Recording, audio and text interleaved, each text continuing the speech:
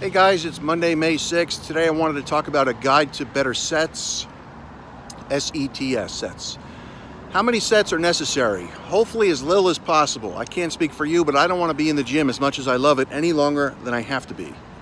There's the warm-up set, and then there's the target set, the all-out set. Theoretically, all you need is really one, if you can generate that intensity.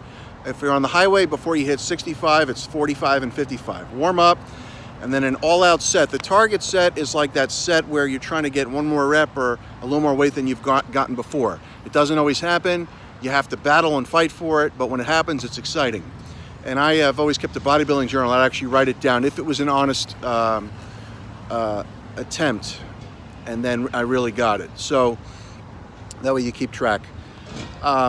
Sometimes when you're training really intensely, you might even be wondering, why am I training this intensely? You second guess yourself, and why am I putting this much effort in? And then you remember, because you love it, because you want to improve. Especially now, I'm fired up, so I want to get in good shape again, and I'm fired up. So, that's all the motivation I personally need.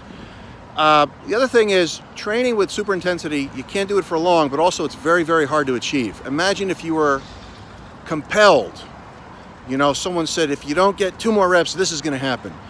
You would get those 2 more reps. Motivation is really, really everything. The mind is truly everything. So training is one thing, but being compelled to get the most out of your sets is another. I don't like to do extra sets. I do my warm-ups, and then I always say to myself, this is the set. And when I train people, I say, this is the set. They know what I'm talking about, that I want them to put everything into that one set in good form and not partial reps and none of that stuff. Half rep is half muscle, full reps. So again, imagine if you were compelled to get the most out of your sets. You would get more than you probably have done before, and that's a cool thing. I want to touch on training partners.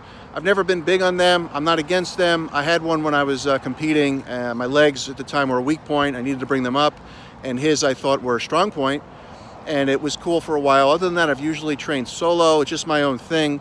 For me, training is an intimate, personal thing. I like to let it all out when I'm training. If you have a training partner, I think it's a good thing that they're ahead of you in certain areas. Let's say their chest is more developed.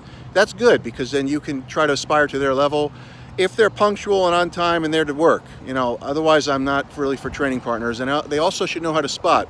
When they're spotting you, for example, on the bench press, it shouldn't become a deadlift for them. They shouldn't automatically be lifting up all that weight. They should just be touching, generally with their fingertips, just when you're starting to fail a little bit, and then grab it a little bit more so you get an extra rep or 2. So it's an art. A training partner is a choice, but it's also an art of when it's done well. The other thing I want to touch on is, I've been asked, why did you stop competing? I feel I had a promising career. I was 19 when I retired from bodybuilding. I won my class in the heavyweight division of the MPCT Nationals.